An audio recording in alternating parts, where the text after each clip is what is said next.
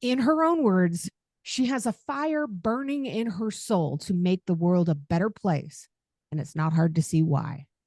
I'm going to let her tell you the story because she'll do a better job than I will any day. Her name is Emily Cleghorn, and I absolutely adore this young lady. Welcome to the show, Emily. Oh, thank you so much, Amanda, for having me. I'm so excited to be here. I loved being on your show. So we're going to do a quick plug for your podcast. What's the name of your podcast? So I am the host of the Mamahood After Trauma podcast, and I I just love it.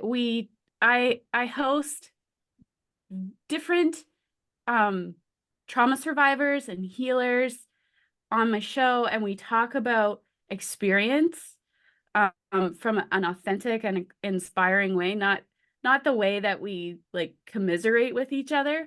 Um, and we it's very much a reaching your hand back into the fire to pull the next mama out kind of a show, and I love that.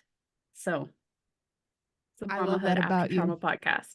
I Yeah. love it. And your podcast is a lot of fun. And you were a guest on Podzeal. So that's another one of my brand new podcasts that's just getting started in 2024. And it's been so nice for me to have the availability to just interact with you because you're just such a cool person. But you Oh, have to go through thanks. a lot of crap to become the cool person that you are. Yeah. Yeah. So let's Yeah. start let's start kind of from the beginning. Where are you originally from? Where'd you grow up? So I grew up in a very small place, the Annapolis Valley of small, tiny little Nova Scotia. Um, and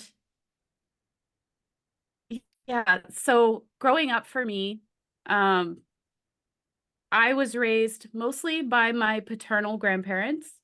My dad was around some until he married my stepmom in like, I don't know, 96, 97, somewhere in there. It was so long ago, and I was little, so, time just kind of smushed all together. Um, yeah, my mom wasn't really around unless it was convenient for her. And um, when my dad did get married, I um, I wanted to go live with my dad because at that point in my life, I was close with him. We used to go on daddy-daughter dates. We'd go to the park, go get chocolate ice cream, and we were somewhat close. Like we had a relationship. And so I wanted to go live with my dad and my stepmom at the time and her son, my stepbrother, um, didn't like me. And like I was a 6-year-old little girl.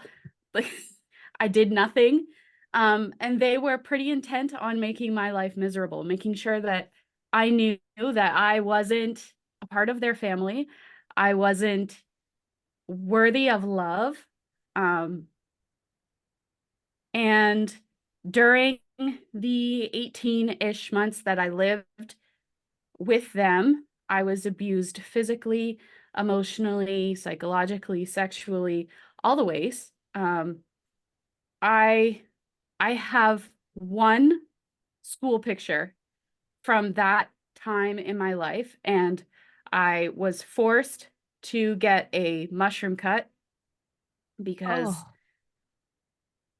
yeah, I I was told that I wasn't taking care of my hair, but you were that 6. I was 6. Um and I was skinny. I had dark circles around my eyes. Like you could see my ribs. I was skinny. I was teeny tiny. And um, so I was forced to go away. I wasn't allowed to stay home on weekends. So I was rotated between my grandparents, an aunt, and my biological mom's house. One November Sunday night, I was at my mom's house and she said, "Em, go get your stuff ready and we'll take you home." And something in my little 7-year-old body clicked, and I said, I'm not going back there. I'm going to find a way, and I'm not going back there. So I went in my sister's room, packed up my stuff, and I climbed between her bed and the wall, but I couldn't hide myself well enough there. So I climbed out of there and got under her big wooden 90s desk and sat. I was small enough, I could crouch in the chair hole and put my bag in front of me. And I sat there, and my brother came in looking for me. I didn't say a peep. My sister came in looking for me. I was like radio silent. My mom came in looking for me, didn't say a thing. Eventually, my mom noticed my bag sitting in the chair space of my sister's desk. She moved it, and I was busted. So she goes, "What's going on?" I said, "I'm not going home. I'm not going home." She goes, "Okay, well, now what do I do?" So she gets on the phone. She calls I'm assuming she calls my dad, and he said, "Well, I'll I'll call mom and dad, his parents, and then they deal with things." And I went back to live with my grandparents that night. And through this, I was going to see a child psychologist because my stepmom was intent on getting me diagnosed, like there was something wrong with me. Mhm. Come to find out years later, I have ADHD, and I probably have had it my entire life, but it was undiagnosed. Yeah. And so after my dad was in and out, our relationship was toast. Like the Yeah. relationship we had pre 96, 97, 18 months of hell, and the relationship we had after and to this very day are very different. Right. Night and day different. So I lived with my grandparents, and I think I was 9 years old, 8 or 9 years old, the first time I told my grandmother I didn't want to be alive anymore. Oh And my she said, "Oh, gosh. don't talk that way. Don't say that." But like I never like I saw the child psychologist, but eventually that stopped. The office closed or whatever happened, I don't know. And I never saw a therapist. I never like there was no it happened, it was over, and that we're just moving on with our lives. So my dad in and out, my mom in and out whenever it's convenient for her. And I just suffered in silence because you don't talk that way. Right. You're not Um, allowed to talk about these things. These are negative things. You can't, don't air the family's dirty yeah, laundry. yeah. Yeah. So through my teenage years, I dealt with anxiety, depression, suicidal ideation. Um, and it was invisible. I felt invisible.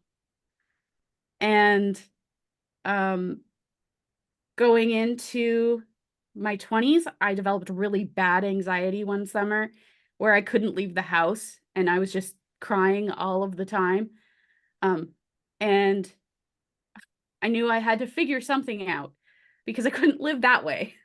Right. And I dived into that was really the beginning of healing for me.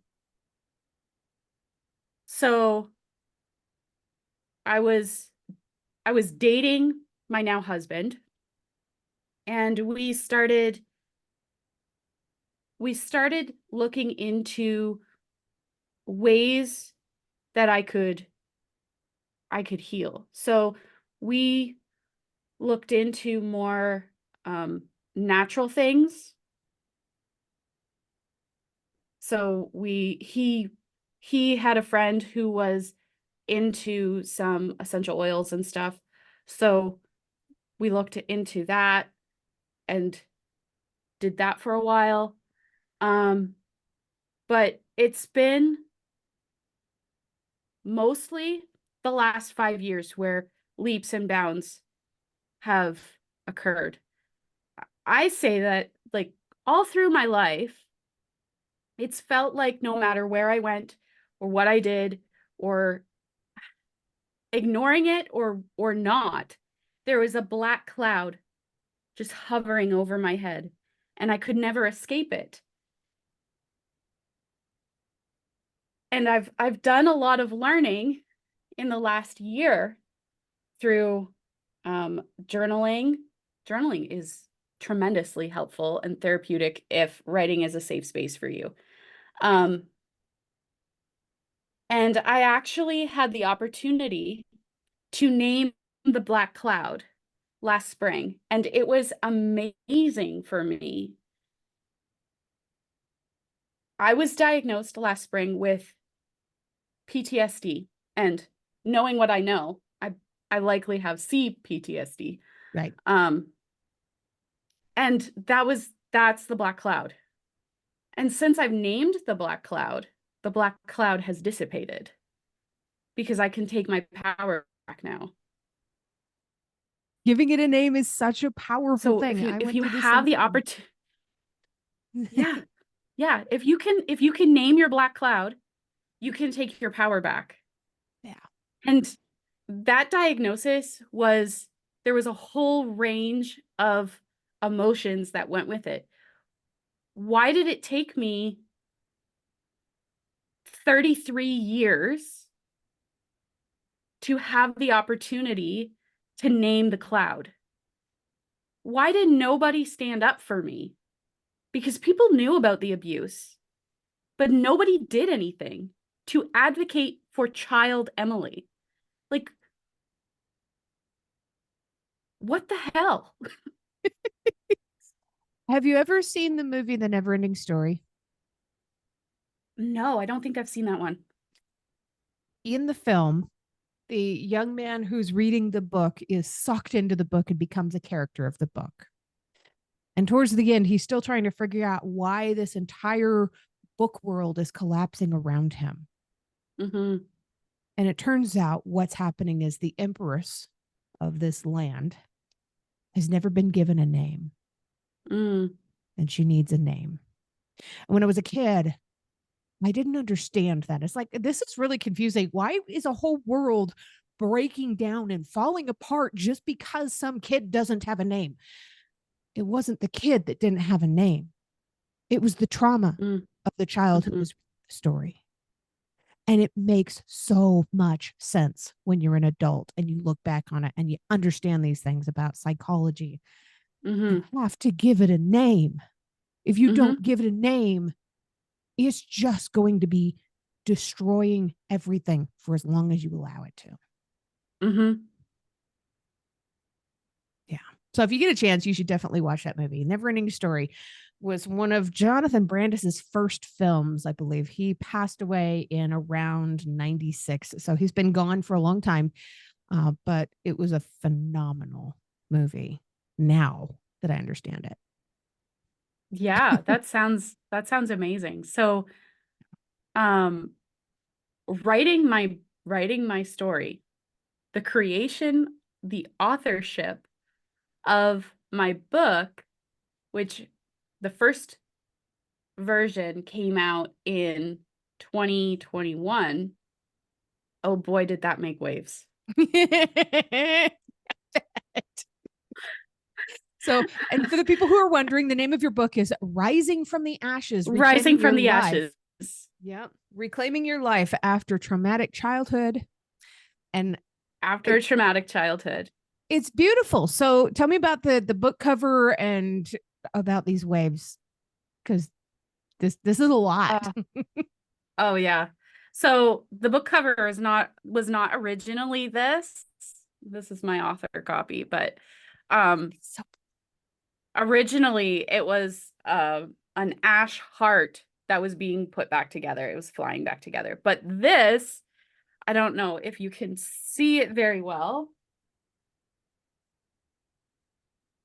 is a person. You can see the figure actually rising out of the ashes. And this cover, it's been an evolution. So between version 1 and version 2, edition 2, um, it's been an entire metamorphosis of healing. So, is it okay if I read a little bit? absolutely. I'm ready for you when you are. Awesome. Okay. So this is a snippet from the end of chapter 1. And so here we go. I am here to tell you that whatever trauma you are working to overcome, you have everything you need right inside of you. In this book, I'm going to give you the stepping stones to overcome and begin to live the life you want to live, not the life someone else in your family or friend circle thinks you should live.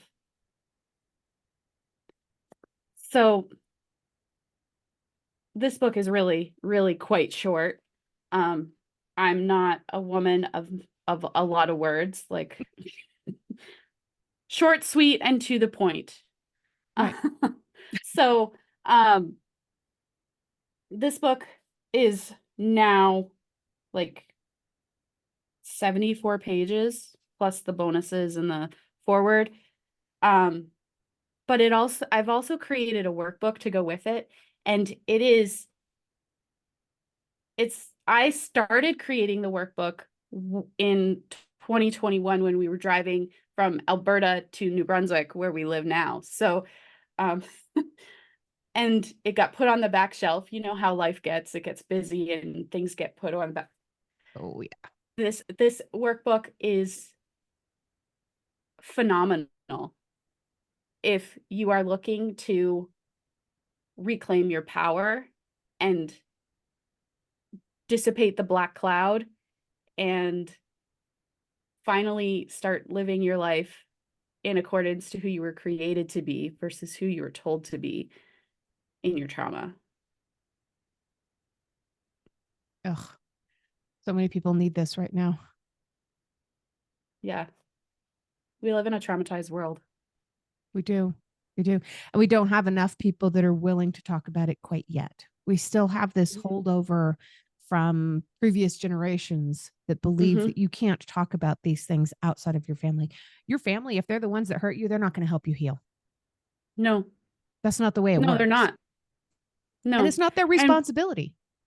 no, it's not. And chances are that if you bring it up, and they're not ready to move out of the dysfunction, it's going to be a crab in a bucket kind of situation where I don't know if you've ever gone to the beach and put a bunch of crabs in a bucket, but the if there's one crab that tries to escape the bucket, the other crabs are working very hard to pull him back down.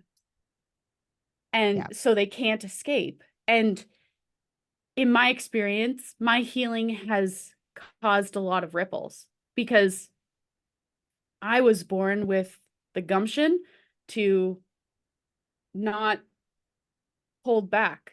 For a long time, I did. For a long time, I didn't understand how messed up I was. Um, Motherhood has revealed so much. Um,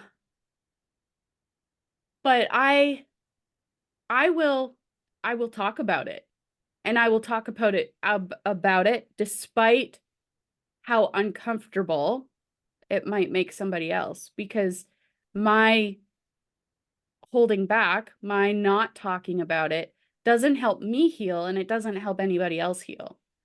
It just keeps the cycle moving. It keeps that precedent going of this isn't something that we discuss. Yeah. And it is, and it absolutely should be something that we discuss. So, how has all of this helped you with your own family? What is mamahood like for you? Well, when I first became a mama in 2018, I remember one day, I don't remember exactly how far postpartum I was. I was still very much in the sleepy fog. Um, I was sitting on the couch and my daughter was sitting in her baby chair in front of me, and I was looking at her, and when I looked at her, I saw baby Emily. She looked like her mama. And I just had this rush of thoughts like, I don't want to hurt her. Meanwhile, on the inside, my fight or flight response was like, get the hell out of here because this isn't safe. Yeah. That took a long time to unravel and get to the root of. But everything in my body was telling me to run. Meanwhile, my brain was saying, hold up. You know what's going to happen if you run. You're going to cause the same hurt to that sweet little baby girl and your husband that was given to you. And that's not what you want. Remember? So I had a choice. I could stay and figure it out, or I could run. I chose to stay and figure it out. And it's been a long time, many years of learning my nervous system, understanding what my triggers were and what the root of those triggers were, because my kid screaming was not actually what was triggering me. It was something else, the same feeling that the screaming caused. So I have done so much healing and learning how to apologize to my kids when my trigger takes over and I do something ridiculous. I need to go back and say, you know what, guys, mommy shouldn't have XYZ. I was feeling really upset and I handled it the wrong way. Will you forgive me? And they'll say, yes, mommy. And then they'll give me a big hug. And Oh, we're learning together yeah. how to deal with our emotions and work through all of those life situations that happen. And so at first, mamahood was a very triggering thing for me until I realized that, of course, mamahood is triggering for me because every example of a mother that I've had has not Been pretty been crappy. not necessarily been safe. So mom or mother are words that we don't tend to use a whole lot in my house. My kids call me mama or mommy.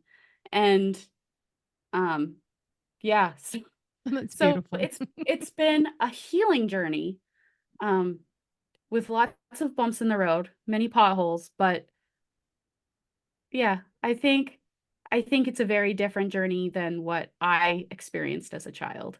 I would certainly hope so. My goodness. Oh, yeah. So, how Yeah, old are and your this kids now? my daughter is 5 and my son is going to be 4 next month in February. So, My goodness. yeah, Just 80 bits. just itty bitty ones. And I've dealt with some jealousy around their childhood versus the one that I experienced. Like they don't know. They don't know what it's like to experience that kind of trauma. And I hope that they never do. But, life happens and Yeah. feelings get hurt. But if you know how to deal with it, if you have a good foundation where you know how to regulate your emotions and work through your feelings, then I think you're in a better spot. Absolutely. Yeah, I didn't get that. Yeah, you're making sure that you take care of yourself now though, and that's so Yeah. huge. And for people that are looking for your book, of course it's on Amazon, but probably the easiest place to find it is your website, which is mendedmamalife.ca. Love that website name. And it's Yeah. come to that point in the episode where I have to ask you my last question, but it's my favorite question always. And the answer is going to be different depending on what day of the week it is and how you're feeling on any given day. It's about who you are in this moment. What is one thing that you truly love about yourself that's not related to your physical appearance? My resilience.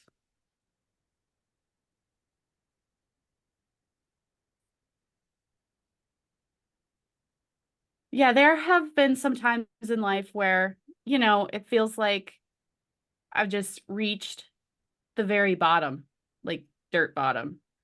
And somehow, some way, from somewhere, I pick myself up, dust myself off, and figure shit out. And I I have no idea where it comes from. I think it comes from God, because it's there there have been times when I'm like, I don't know. I don't know. But, somehow, some way, somewhere, just keep going.